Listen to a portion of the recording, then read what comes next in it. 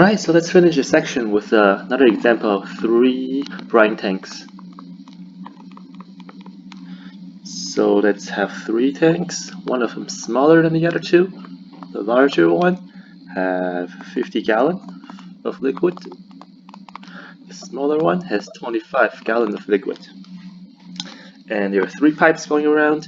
There's a pipe going this way at the rate of 10 gallons per minute. There's a pipe going this way, 10 gallons per minute. And there's a pipe going this way, also 10 gallons per minute.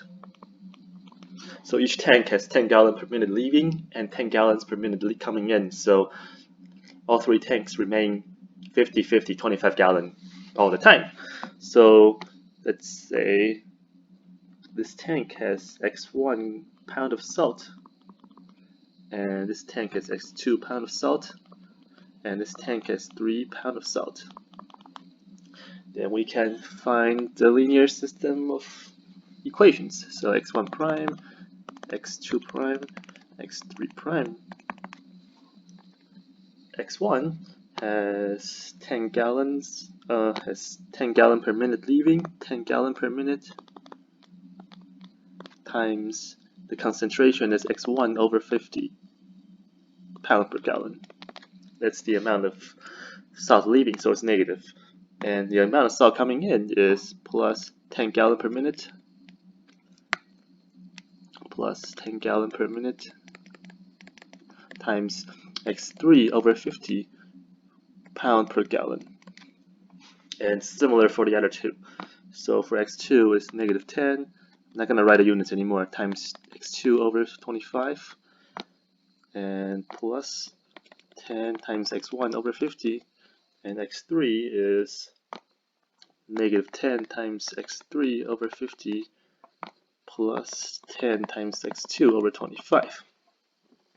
So if we reorganize all the terms, we can write it as x1 prime equal to negative 0.2 x1 plus 0.2 x3, and x2 prime is 0.2 x1 plus minus 0.4 x2, and x3 prime equals to 0.4 x3 minus 0.4 x2 minus 0.2 x3. And we can rewrite this as x, the vector, prime t equals to the matrix negative 0.2, 0, 0.2, 0.2, negative 0.4, 0, 0, 0.4, negative 0.2 times x, the vector, just the vector. Okay, so now it remains to deal with this matrix A. So let's do that. So let's diagonalize this matrix. So let's first solve the characteristic equation, which is the determinant of A minus lambda I equal to 0. So determinant of this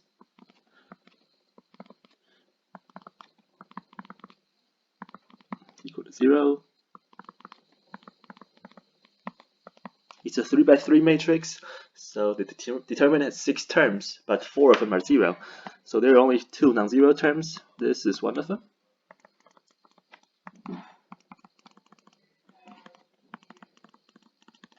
And this is the other non-zero term.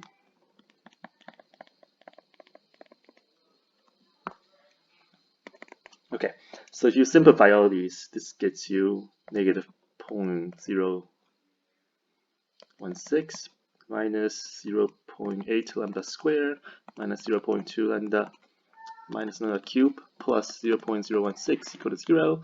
These 2 cancel, and lambda factors out. Negative lambda factors out, so it's negative lambda squared plus 0.2 lambda, 0.8 lambda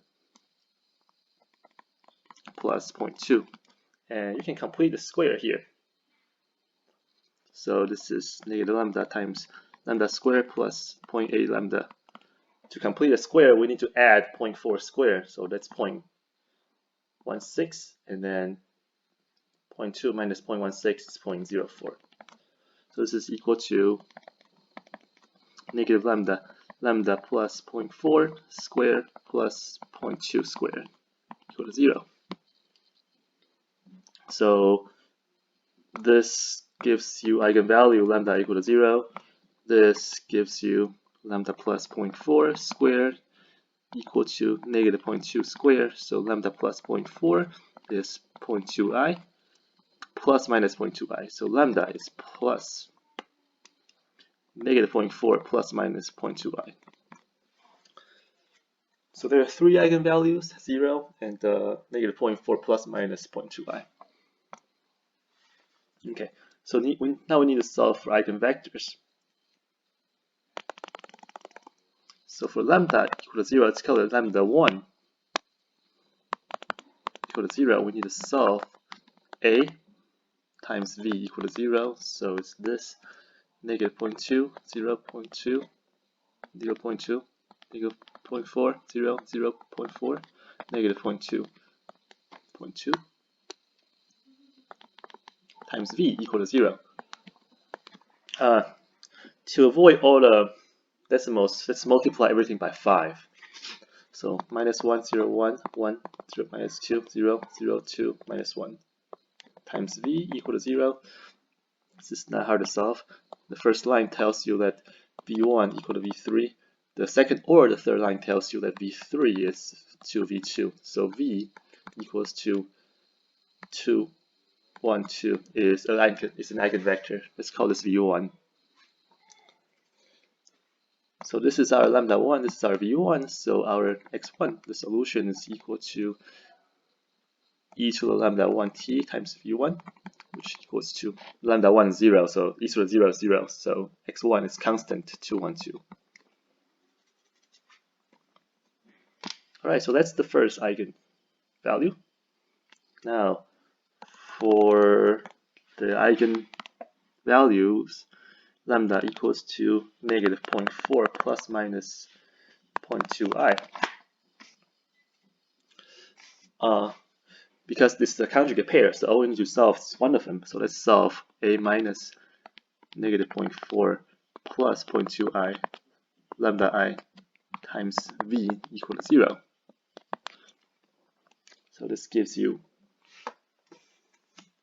let's see, this gives you 0.2 minus 0.2i and 0, 0.2, 0.2, negative 0.2i, 0, 0, 0.4, 0.2, minus 0.2i.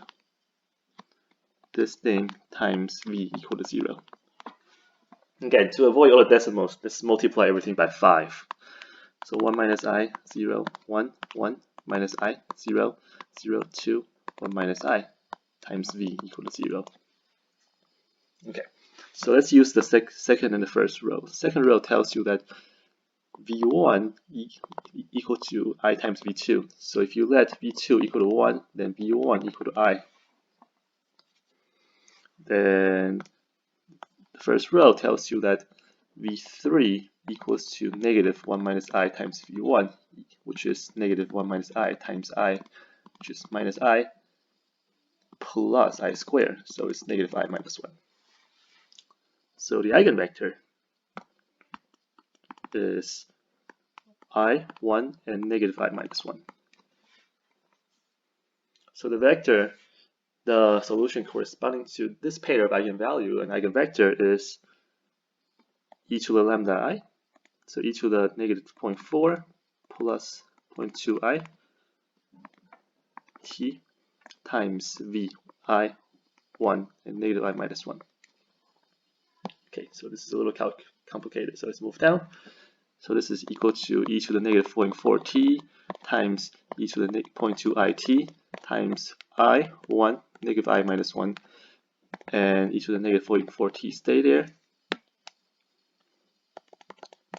Euler's formula tells you this is cosine 0.2t plus I sine 0.2t and I 1 negative I minus 1. And let's multiply this into every single entry in the vector. So this is equal to e to the negative 0.4t times the first one I multiplies in, so it's I cosine 0.2t plus I squared sine negative plus I squared sine 0.2t, which is minus sine 0.2t. Second one is 1, so nothing changes. Third one is negative I minus 1, so there's 4 terms. First 2 gives you negative I cosine 0.2t. Outside terms gives you negative cosine 0.2t.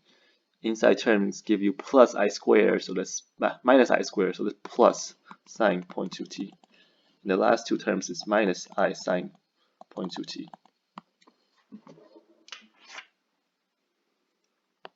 So from what we learned before,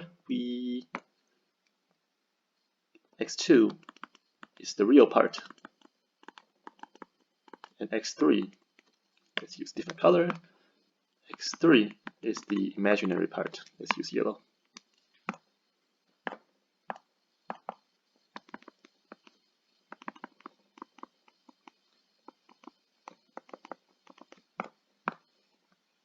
Okay, so the real part of this vector is this term, and these 2 terms. So it's e to the negative 0.4t times negative sine 0.2t cosine 0.2t negative cosine 0.2t plus sine 0.2t. And that's the real part, and the imaginary part is the other terms. So this, and that, with all the t's dropped, with all the i's dropped. So it's e to negative 0.4t and cosine 0.2t sine 0.2t and negative cosine 0.2t minus sine 0.2t. Alright, so that's our solution. So the solution, x1 is on top left, x2 is here, x3 is here. So the general solution is x of t equals to x1, c1 times x1, so c1 times 212, plus c2 times x2, so plus c2 times e to the negative 0.4t times negative sine 0.2t cosine 0.2t negative cosine 0.2t plus sine 0.2t and plus c3 times e to the negative 0.4t cosine sine negative cosine minus sine. So this is our general solution.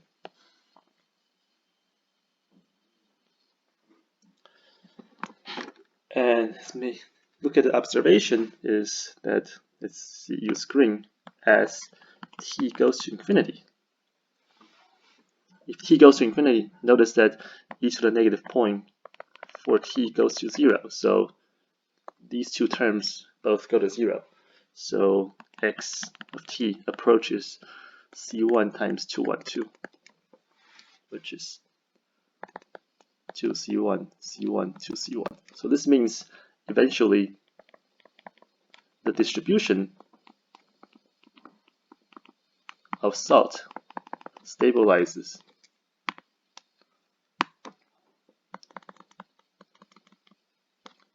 to the ratio of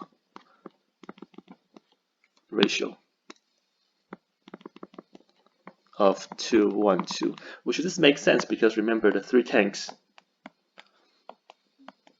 are 50 gallon, and 25 gallon, and the pipes are rotating the liquid around, so it makes sense that eventually the amount of salt in these tanks stabilize to the ratio of their volume. Alright, so that's it for section 7.3.